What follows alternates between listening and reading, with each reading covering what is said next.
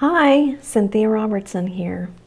And today I wanted to talk about coincidences or signs from a higher being, whatever you want to call it. I talk out loud a lot of times. I talk to the universe a lot and asking for signs for the right way to go, for making decisions, for really anything. And the other day, I was driving to meet a friend at a restaurant, and there's this one street that I love to stop on because it looks like she's got a little fairy village, but it's not. It's all these sculptured buildings of all the travels that she's done, and I've gone to that spot because it makes me feel good.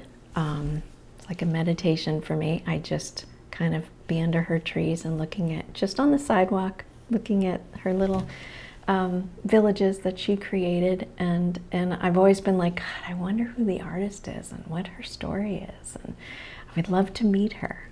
And the other day yesterday I was driving up there, and I thought I'd really love to meet her. I've looked in before when I've dropped by. I'm kind of like, I wonder where she is. I could see that there's a studio in the back, but I could never see her. And yesterday, her husband came out and said, would you like to meet her? And I was so excited. Like, it was such a beautiful experience. And I learned that she's not, I'm an artist, so I was thinking she was a Mason and she'd been doing this for a while and she must have a studio somewhere because it was so beautiful. And she wasn't. She was a teacher. She was a retired teacher, a professor. She's got multiple PhDs, and she's extensively traveled, and is something that she loves to do, and she's created all these little vignettes, and anyways, it was lovely, and above all that, it showed me that God was listening.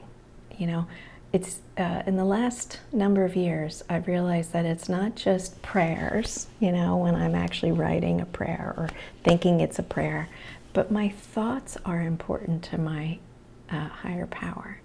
And this was just a thought, and it was answered.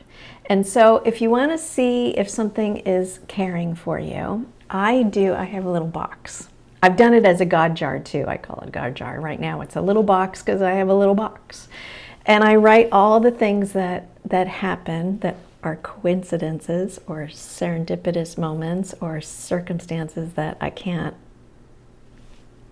you can't figure out how it happened. I write those things down, each one, and I throw it into my little God box. And that was what happened yesterday. And another thing, one person was leaving the house when I needed to do something else where I needed privacy to talk to a dear friend of mine.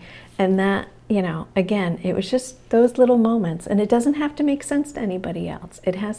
It's when it answers my thoughts or my prayers. So that's my 2 cents about, what do you do with that? I like to believe that there's something else really caring for me.